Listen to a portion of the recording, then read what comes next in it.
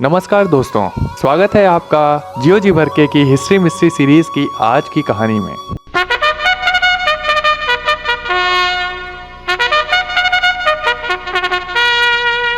आज हम आपको भगवान श्री कार्तिकेय के जन्म की कहानी बताने जा रहे हैं, जिन्हें स्कंद, कुमार और मुर्गन के नाम से भी जाना जाता है। वैसे तो कार्तिकेय के जन्म के बारे में शास्त्रों में अलग अलग कहानियां बताई गई हैं, जिनका शिव महापुराण और महाभारत में भी उल्लेख है, परंतु आज हम जो कहानी आपको बताने जा रहे हैं उसका उल्लेख महाभारत के अनुशासन पर्व और दान धर्म पर्व में किया गया है, जहाँ पर वशिष्ठ मुनि श्री परशुराम जी को कार्तिकेय के जन्म की कहानी बताते हैं। तो आज की कहानी कुछ इस प्रकार है। भगवान शिव से विवाह के पश्चात माता रुद्रानी अर्थात देवी पार्वती भी उनके साथ हिमालय पर आकर बस गईं। एक दिन पुत्र प्राप्ति की इच्छा से माता पार्वती और भगवान शिव का समागम होने जा रहा था कि उसी समय उद्विग्न होकर देवतागण वहां पर अचानक आ पहुंचे। उन्हें देखकर भगवान शिव ने कहा, कहो देवताओं, कैसे आना हुआ?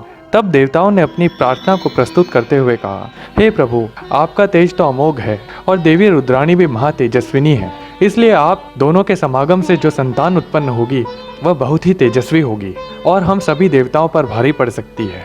तीनों लोकों में उन पर विजय पाना किसी के लिए संभव नहीं होगा। हमारा यह विश्वास है कि आप दोनों के तेज से उत्पन्न हुए बालक को न धरती, न ही आकाश और न ही स्वर्ग धारण कर पाएंगे और सारा जगत आपके तेज के प्रभाव से भस्म हो जाएगा।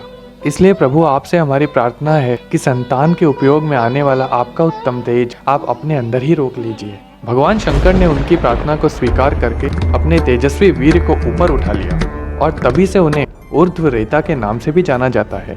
लेकिन यह देखकर माता पार्वती छिन्न भिन्न हो गईं और उन्होंने देवताओं को श्राप देते हुए बोला, जिस तरह तुम सबकी वजह से मुझे आज संतान विहीन होना पड़ रहा है, उसी तरह तुम सब भी संतान विहीन हो जाओ। उस समय अग्निदेव वहां पर प्रस्तुत नहीं थे, इसलिए वे इस श्राप से बच गए।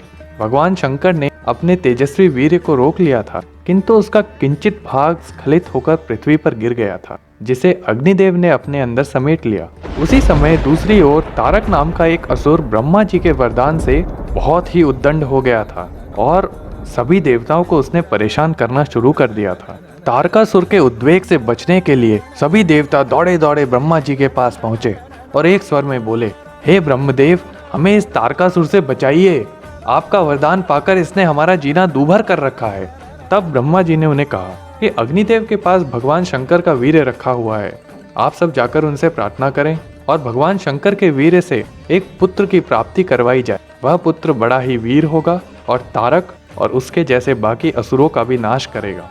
ब्रह्मा जी को प्रणाम करके सभी देवता अग्निदेव के पास पहुंचे और उनसे प्रार्थना की कि वे उनकी सहायता करें। उसी समय उनकी प्रार्थना सुनकर अग्निदेव गंगा तट पर गए और गंगा जी के गर्भ में शिव जी का वीर्य तेज प्रदान करके उन्हें इस गर्भ को धारण करने की सलाह दी। पहले तो माता गंगा ने इस महान तेज को धारण किया, किंतु उन्हें बारंबार मूर्छा आ रही थी। वे अपने आप को इस अनुपम तेज को धारण करने में असमर्थ पा रही थी।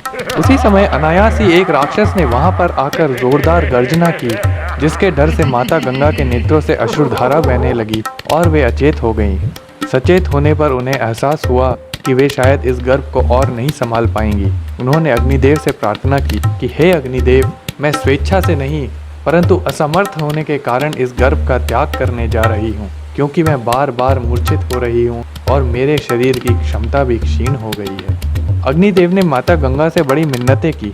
उन्होंने कहा कि हे माता, आप ऐसा ना करें, अन्यथा तारकासुर सभी देवताओं को भस्म कर देगा। किंतु उन्होंने गंगा देवी की विडंबना को भी समझा। अग्निदेव की मिन्नतों को सुनकर भी माता गंगा उस तेजस्वी गर्भ को सहन नहीं कर पाई और उन्होंने अपने गर्भ को गिरिराज मेरु के शिखर पर जाकर त्याग दिया। अग्निदेव ने देखा कि देवताओं का बनता हुआ काम बिगड़ रहा है और ऐसे में उन्हें एक दूसरी युक्ति सूझी। उन्होंने तुरंत ही 6 देव कन्याओं कृतिकाओं के पास जाकर गर्भ धारण करने की प्रार्थना की। सभी 6 कृतिकाओं ने मिलकर इस गर्भ का पालन किया और समय आने पर एक साथ एक शिशु को जन्म दिया। जन्म होते ही सारे शिशु मिलकर एक शिशु बना और क्योंकि यह बालक कृतिकाओं से उत्पन्न हुआ था, इसलिए उसका नाम कार्तिकेय रखा गया। और क्योंकि वह भगवान शंकर के स्कंद से उत्पन्न हुआ था, इसलिए उसे स्कंद भी कहा जाता है। कार्तिकेय अत्यंत सुंदर और तेजस्वी थे। सभी देवताओं ने आकर उन्हें काफ़ी सारी भेंटें भी दी, जिनमें से गरुड़ जी ने उन्हें एक सुंदर मोर पक्षी दिया, जो हमेशा कार्तिकेय का वाहन बनकर उनके साथ आगे तक रहा। कार्तिकेय एक बहुत ही शूरवीर और तेजस्वी योद्धा बने और उन्होंने तारकासुर एवं उसके जैसे अन्य असुरों का भी वध किया। कार्तिकेय से प्रसन्न होकर देवताओं ने उन्हें अपना सेनापति नियुक्त किया और उनकी पूजा भी होने लगी।